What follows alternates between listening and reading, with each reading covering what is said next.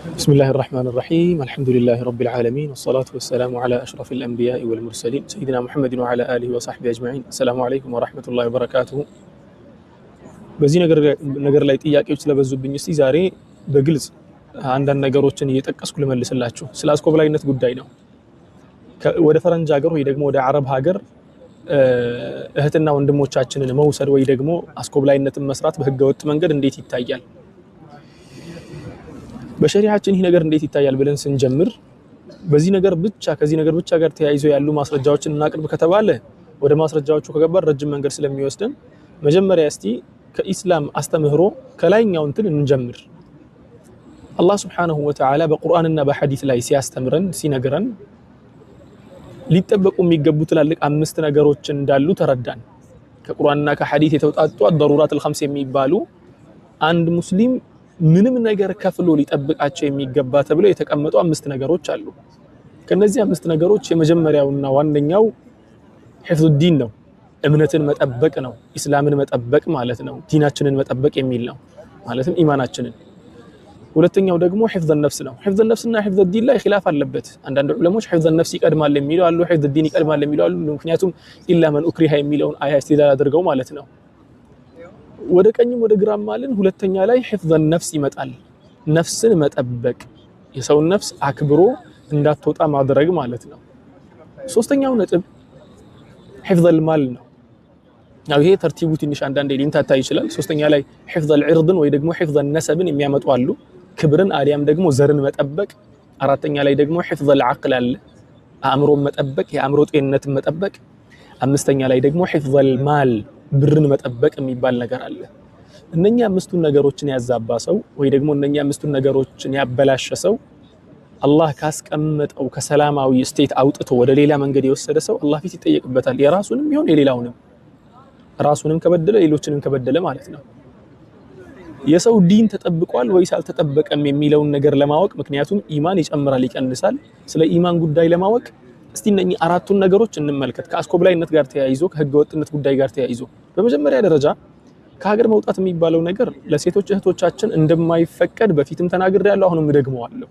ሴቶች እህቶቻችን ያለ ማህረም ከቤታቸው መንቀሳቀስ አይችሉም ረጅም መንገድ የመጓዝ መብቱ አልተሰጣቸው ምክንያቱም ብዙ ነገር መንገድ ላይ ሊያገኛቸው ስለሚችል በሸሪዓችን የተከለከለ ነው ሆኖም ግን እሱኛው ሁክም እንዳለው ሆኖ ከዚያ አለፍ ስንል ወደ አስኮብላይነቱ ዓለም ደግሞ ስንመጣ አስኮብላይነት የሚባለው ነገር በብዙ ነገር መቆመር ነው በሰው ደም በሰው ነፍስ በብዙ ነገሮች ማለት ነው ከዚህ ነገር ጋር ተያይዞ ከነኚህ አምስቱ ነጥቦች የመጀመሪያ حفظ الدين የሚባለው መጨረሻ ላይ እንመጣበታለን ብያቸዋለሁ እነኚህ አራቱን በተርታ እናስቀምጥና حفظ النفس የሚለውን ነፍስን መጠበቅ ሁለተኛ ላይ አቅልን መጠበቅ ከዚያ በኋላ ክብርን ወይ ደግሞ ዘርን መጠበቅ ነሰብን ማለት ነው ዘርን ማስቀጠል የሚባለው ነገር አምስተኛ ላይ ደግሞ ንብረትን መጠበቅ ከነኚህ አራቱ ጋር ያለው ግንኙነት እንዴት ነው አስኮብላይነት የሚባለው ነገር በመጀመሪያ حفظ النفس ስንትና ስንት ሰዎች ነፍሳቸውን አጥተዋል በሸሪዓችን በነገራችን ላይ በደንብ አድርጋችሁ አዳምጡ በሸሪዓችን አንድ ግለሰብ ህይወቱ ላይ ጉዳት ሳይደርስበት በሌላ አማራጭ ነገሮችን ማስተካከል እየቻለ ህይወቱ ላይ ጉዳት የሚያደርስበትን መንገድ መከተል በሸሪዓችን ሙሉ በሙሉ የተወገዘ ነው 1% እንኳን ጉዳት ያደርስብኛል ብሎ የሚፈራውን ነገር ሊገባበት አይፈቀድለትም ኢላ ያሉት አማራጮች ሁለት ብቻ ከሆኑ አንደኛው የሞቱ እድል በጣም ሰፊ ሆኖ አንደኛው ደግሞ የመሞቱ እድል ጠባብ ከሆነ ያው ከመጥፎው ተግባባን ያው لا ضرر ولا ضرار ከሚለው ቃዒዳ መሐከል አንደኛው ምንድነው الضرر الاقل ነው የሚባለው ደግሞ اقل مفسده ነው የሚባለው يرتكب الاقل مفسده ከትልቁ ችግር ትንሹ ችግር ይመረጣል ማለት ነው አለበለዚያ ግን በህጋዊ መንገድ አመቻችቶ መሄድ እየተቻለ በህገ ወጥ መንገድ የሚሄዱ ሰዎች በሸሪዓችን እንዴት ነው የሚታዩት ሙሉ በሙሉ የተወገዘ ነው حرام ነው ሙሉ በሙሉ ምክንያቱም ሲባል የሰው ነፍስ ለአደጋ ያጋልጣልና ጥናቶችን የምታነቡ ወንድምና እህቶች ታውቃላችሁ ብዬ አስባለሁ ስለዚህ ጉዳይ የተደረጉ ጥናቶችም ስላሉ ኢቭን ብዙ ዶክመንተሪዎች ተሰርተዋል በዚህ ጉዳይ ላይ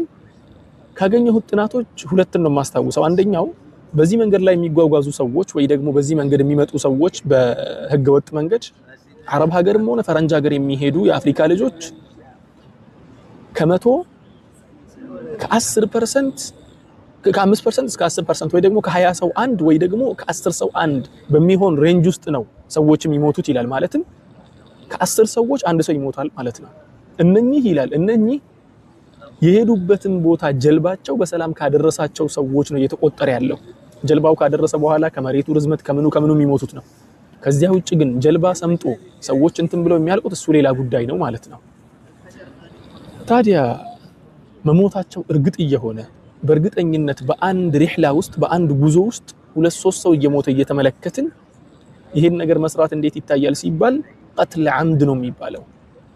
እያወቁ ወንድምን መግደል ነው፣ እያወቁ እህትን መግደል ነው። ይሄ በሸሪዓው እይታ ነው የምላችሁ። አላህ ደግሞ ቁርአን ላይ ሲናገር ወመን ቀተለ ሙእሚነን ሙተዓሚደን ፈጀዛኡሁ ጀሀነሙ ኻሊደን ፊሃ ወገዲበ አላሁ ዐለይሂ ወለዐነሁ ነው ያለው።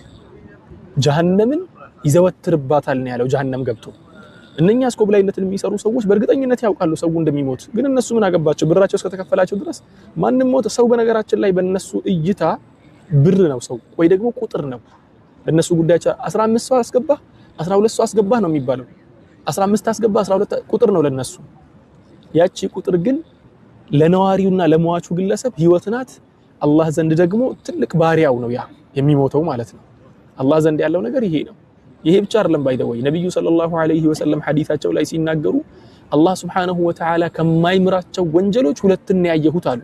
አንደኛው በአላህ ማጋራት ነው፣ ሁለተኛው ደግሞ ጥፋት የሌለባትን ነፍስን ማጥፋት ነው አሉ ሰለላሁ ዐለይሂ ወሰለም። ነፍስን እያጠፋችሁ እንደሆነ የናንተ ተግባር ይሄ የአስኮብላይነቱ ጉዳይ በሸሪዓችን እይታ ነፍስን አውቆ እንደመግደል እንደሆነ የፈለጋችሁትን ዑለማ ጠይቁበት፣ ብይኑ ይሄ ነው ማለት ነው። ፈትዋው ይሄ ነው። አንደኛ ይሄ ነው። እሺ የነፍሱን ጨረስን። ነፍስና ዲን ያው እንትን ይላሉ ብያችኋለሁ። ወደ ሁለተኛው ወረድ እንበል። ሁለተኛው ምንድነው? ሒፍዝ አልዓቅል ነው። የሰውን አእምሮ መጠበቅ፣ የአእምሮ ጤንነትን መጠበቅ። ስንት ወንድሞችና እህቶች ናቸው በዚህ መንገድ ላይ ከሚያዩት በላ ከሚያዩት ችግር አእምሯቸው የተቃወሰው? ስንት ወንድምና እህቶች ናቸው ከዚያ ሲመጡ ስነ ልቦናቸው በጣም ከመመታቱ የተነሳ እዚህ ሀገር መተው አረብ ሀገር ፈረንጅ ሀገር ሄደው እንዳለ የማይሆን አስበውት የማያውቁ ቆሻሻ ህይወት ውስጥ የተዘፈቁ ስንትና ስንት ወንድምና እህቶች ናቸው። ስንትና ስንት እህቶች ናቸው በሽታ ላይ የወደቁት። ስንት እህቶች ናቸው ያረገዙት። ስንት እህቶች ናቸው በስንትና በስንት በሽታ የተጠቁት። ይሄን ሁላ በሽታ፣ ይሄን ሁላ ችግር፣ ይሄን ሁላ የአእምሮ መቃወስ ወላሂ ትከፈሉታላችሁ። አላህ ፊት ስትሄዱ አላህ Subhanahu Wa Ta'ala አቅልን መጠበቅን አቅልን መንከባከብን የሰው ልጆች ላይ ግዴታ አድርገዋል። حتى አላህ Subhanahu Wa Ta'ala እኮ አይደለም አንድ ሰው ተስፈራርቶ ተደብድቦ ፌስታል ተንጠባጥቦበት ፌስታልና ቃጥሎ አንጠባጥበውበት እንዲህ ያሰቃዩ የሰውን ስነ ልቦና ማወካ አይደለም፣ የማይሆን ትሮማ ውስጥ ሰውን ማስገባት አይደለም። በራሱ ብር ገዝቶ ብሪሌው ሞልቶ የሚጠጣውን ኸምር ራሱ እኮ ከልክሏል አይደል እንዴ? አላህ Subhanahu Wa Ta'ala በራስ ብር እንኳን ገዝተህ መጠጥን መጠጣትን ከልክሏል። ነብዩ እኮ ሰለላሁ ዐለይሂ ወሰለም አንድ ግለሰብ አንድ ወንድሙን ቢላ አንስቶ ካስፈራራው ይላሉ እኮ የመላእክቶች እርግማን እሱን ይጠብቀዋል። ተግባባን? መላእክቶች ይረግሙታል በቢላ ያስፈራራው ወይ ደግሞ በስለት በብረት ነገር ያስፈራራውን ግለሰብ። እሺ እናንተ ሰዎች እንደሚስፈራሩ እያወቃችሁ መንገድ ላይ እህቶቻችሁ እንደሚደፈሩ ይሄንን እህቶች ይናገሩ። ስንትና ስንት እህቶች ተደፍረው እዚህ እንደደረሱ እህቶች ይናገሩ። ወይ እነሱ ራሳቸው ተደፍረው ነው የሚመጡት፣ አሊያም ከነሱ ጋር የሄዱት ተደፍረው ነው የሚመጡት፣ ወይ የመድፈር ሙከራ ተደርጎባቸው ነው የሚያመልጡት። ይሄን ሁላ ነገር አምልጠው ሲወጡ ስነ ልቦናቸው ምን ያህል እንደሚቃወስ አስቡት እናንተ። ሁለተኛው ላይ ትልቅ ውድቀት ነው የሚፈጥረው። ሁለተኛው ነጥብ ላይ እሱም የአቅል ጉዳይ ላይም ሲመጣ ትልቅ ሐራም ነው። ለእህቶቻችሁ ማበድ፣ ለእህቶቻችሁ የአእምሮ ጤና መቃወስ፣ ለወንድሞቻችሁ ትሮማ ውስጥ መግባት፣ የሆነ የስነ ልቦና መጎዳት ማታወቅ ማለት ነው። ከዚያ አለፍ ስንል ደግሞ ወደ ክብር እንምጣ። ወይ ደግሞ ነሰብ አሊያም ክብር ማለት ያው ሸረፍ የሚባል ነገር ማለት ነው። አንዲት እህት አንድ ወንድ መንገድ ላይ ሲሄድ መንገደኛ ሆነው ስደት ላይ ባሉበት ሰዓት ይሄ የሚያጓጉዛቸው ሰውዬ ምን ያህል እንደሚያስጨንቃቸው ምን ያህል ከሰውነት ክብር እንደሚያወርዳቸው መንገድ ላይ ተጉዘው የሚያውቁት ይንገሯችሁ። ሴቶች እህቶቻችንን እኮ እንደ ዕቃ እኮ ነው የሚጠቀሙባቸው፣ እንደ ዕቃ። ይችኛዋ ታምራለች፣ አው ትንሽ እሷ ወደ ኋላ ትቆይ ይባልና የፈለጉትን ነገር ያደርጋሉ። ወንዱንም እያስፈራሩ እየደበደቡ ነው የሚወስዱት። ምን ያህል ክብራቸው እንደተነካ አይታያችሁም? ኖርማል ክብር የሚባለው ሸረፍ የሚባለው ወይ ደግሞ ነሰብ የሚባለው ስንት እህቶቻችን ናቸው አርግዘው እዚህ ሀገር የገቡት? በቪዲዮ ላይ ያላያችሁ እንደ ፌስቡክ ላይ ሲዟዟር ቲክቶክ ላይ ያላያችሁ እህቶቻችን አርግዘው በዚህ ሁኔታ ላይ ማለት ነው። አላያችሁም ይሄን ነገር? ስለዚህ ቤት ይቁጠረው ማለት ነው የሚሻለው። በሶስተኛው ላይም በነገራችን ላይ የቅድሙ ላይ እኛ ምን አገባን እኛ እኮ ከዚህ ብቻ ማስረከብ ነው። አጠቃላይ ሰንሰለቱ ውስጥ የሚከሰተውን ነገር ሙሉ በሙሉ በእጁ እንዳደረገ ሰው አላህ ፊት ትጠየቃላችሁ። በእጁ እንዳደረገ ሰው ሰዋአን የነፍስ መጥፋቱንም ትጠየቁበታላችሁ አላህ ፊት፣ የአእምሮ መቃወሱንም አላህ ፊት ትጠየቁበታላችሁ። ሰዎችን በማሳበድ ሰዎችን ስነልቦናቸውን በማወክ የሰዎችን ህይወት በማበላሸት ትጠየቃላችሁ። ሶስተኛው ደግሞ የእህታችሁን ክብር ማስነካት የወንድሞቻችሁን ክብር ማስነካትን አላህ ፊት ትጠየቁበታላችሁ። አራተኛው ደግሞ ሁላችሁም የማይጠፋው ነው። ሁላችሁም አይጠፋችሁም ብያስባለሁ ይሄ ነጥብ የብር ጉዳይ ማለት ነው። በተለይ ወደ ፈረንጅ ሀገር ይሄዳሉ ተብለው ወደ ዩሮፕ ሀገር እንወስዳለን የሚሉ እንትኖች ይወስዳቸውና ምን ያደርጋሉ? ሊቢያ ያደርሷቸዋል። ከዚያ በኋላ ብር ለምኑ ይባላል። ከማህበረሰብ ብር ተለምኖ ይላካል፣ ወይ ደግሞ እናት መሬት ሽጣ ምን አድርጋ ትልካለች። እኔ እርግጠኛ ሆኜ የምነግራችሁ ነገር በህይወታችሁ ከበላችሁት ብር ከነሱ ወስዳችሁ የምትበሉት ብር እሳት ነው። እሳት በሰው ነፍስ ተጫውታችሁ የምታገኙት ብር ማለት ነው። ምክንያቱም አላህ Subhanahu Wa Ta'ala ወላ ተእኩሉ አምዋለኩም በይነኩም ቢልባጢል ብሎ ተናግሯል ቁርአን ላይ። በባጢል የእርስ በራሳችሁን ብር አትብሉ፣ አንደኛችሁ ከአንደኛችሁ አይብላ ብሎ ተናግሯል። እንኳን ይሄንን እኮ አላህ Subhanahu Wa Ta'ala በስምምነት የተደረገውን ሪባ የከለከለ አምላክ እኮ ነው። አላህ ጉዳት ስላለበት በስምምነት የተደረገን ሪባ የከለከለ አምላክ ነው። በስምምነት የሚደረገውን ቁማር የከለከለ አምላክ ነው። እንዲህ ሰው ተደብድቦ ተስፈራርቶ ምን ተብሎ በግዳጅ አገር ቤት ደውሎ ብር ላኩልኝ ብሎ የሚያስልከውን ነገር አትጠራጠሩ። ኧረ እኔ ስለዚህ ጉዳይ አይመለከተኝም እኔ ማስተላለፍ ብቻ ነው። አንተም 1 ሚሊዮን ብር ያስከፈለውም ሰንሰለቱ ውስጥ ያሉት በአጠቃላይ ኢቭን ይሄ ሰው ከናንተ ሰንሰለት ውጭ እንኳን ቢሆን መንገዱን እያወቃችሁ በማድረጋችሁ ትጠየቁበታላችሁ። እንዳያችሁት ነው አራቱም ነጥብ ላይ ውድቀት ብቻ ሳይሆን የመጨረሻ ውድቀት ውስጥ ነው ያሉት። ማስኮብለል የሚባለውን ስራ የሚሰሩ ወንድምና እህቶች በዚህ አራቱም ነጥብ ወድቀዋል። ከዚህ በላይ ደግሞ የሚያስከፋውን ነገር ልንገራችሁ። እነኚህ ሰዎች አላህ ፊት ሲጠየቁ እንዲህ ይጠየቃሉ ብዬ የምነግራችሁ ለራሳቸው ምንም አይነት ኢፈርት ሳያደርጉ እነኚህ ሰዎች እነሱ ጋር መተው ፈረንጅ ሀገር አረብ ሀገር መሄድ እንፈልጋለን ውሰዱን ቢሉ ነው። አስቡት። አሁን ላይ ደግሞ ብዙ እነኚህ የሚያስኮበልሉ ሰዎች ሰውን እየመለመሉ ነው የሚወስዱት። መመልመሉም ራሱን የቻለ ወንጀል ነው አላህ ፊት ማለት ነው። ምክንያቱም ሰዎችን ግሽ እያደረጋችሁ እየዋሻችሁ እዚህ ሀገር ላይ የማይገኘውን ነገር ይገኛል እያላችሁ መንገዱ ሰላም ነው እያላችሁ ያ ሁላ ውሸትም ተጠራቅሞ ሌላ ጉዳይ ነው የሚሆነው። በስተመጨረሻ ስለ ዲን ጉዳይ ኢማን ይጨምራል ይቀንሳል ብያችኋለሁ። አህለ ሱነት ወልጀማዓ በዚያ ነው የሚያምኑት። ሐቂቃውም ያ ነው። ምክንያቱም አላህ Subhanahu Wa Ta'ala ቁርአን ላይ በተደጋጋሚ 2-3 ጊዜ ደጋግሞ የኢማንን መጨመርና መቀነስም ስለሚናገር ታዲያ እንዲህ አድርገው የወንድሞቻቸውን ደም የሚጠጡ ሰዎች እንዲህ አድርገው የእህቶቻቸውን ደም የሚጠጡ ሰዎች እንዲህ አድርገው ወንድሞቻቸውን እየገደሉ የወንድሞቻቸውን ብር እየበዘበዙ ለራሳቸው መክበር የሚፈልጉ በዚህ ጉዳይ ላይ የሚሰማሩ ሰዎች حرام አይደለም ሲሉ አላህን አትፈሩ? ይሄ ወንጀሉ ብቻ አልበቃ ብሏችሁ ነው ሌላ ተህሊልና ተህሪም ውስጥ የገባችሁት? አላህን ፍሩ፣ አላህን ፍሩ። አላህ ፊት ደግሞ ዛሬ የምታጠፋዋት ነፍስ ዛሬ በየመንገዱ ያንከራተታችሁ የምታጠፋዋት ነፍስ አላህ ፊት ትጠይቃችኋለች ኢንሻአላህ። ደግሞ እኔ ባልሰራው እኮ ሌላ ሰው ይሰራዋል። ታዲያ ዚናም እኮ እንደዚያው ነው። አንተ ባትሰራው ሌላ ሰው ዚና ይሰራዋል። ስለዚህ ትሰራው ላ አንተ ሰውን ባትገድል እኮ ሌላ ሰው ይገላል። ታዲያ ትግደለው በእጅ ላ ሰው ይሰራዋል ተብሎ አይሰራም። ያ የሚሰራው ሰው ሄዶ ይጠየቅበት፣ አንተን አይመለከትህም። ካንተ የሚጠበቀው ግን አላህ ባዘዘህ መልኩ መጠበቅ ነው። ከዚያ መጠንቀቅ ያን ነገር መተው ነው ሙሉ በሙሉ። ወላሂ ዛሬ በዚህ መልኩ የምታገኙት ብር እሳት ነው የሚሆናችሁ። በዱንያም ሰላም አይሰጣችሁም፣ በአኺራም ደግሞ አላህ ፊት ስትቀርቡ ከእሳት ላይ እሳት ነው የሚጨምርባችሁ ማለት ነው። ልጆቻችሁን የምታበሉትንም ነገር እየለያችሁ አብሏቸው። ለዩ።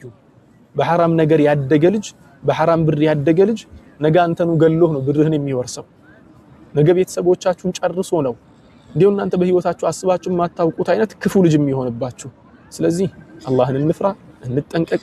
እየበላን ያለነው የወንድሞቻችን እህቶቻችን ነፍስ ነው። የወንድሞቻችን እህቶቻችን ደም ነው።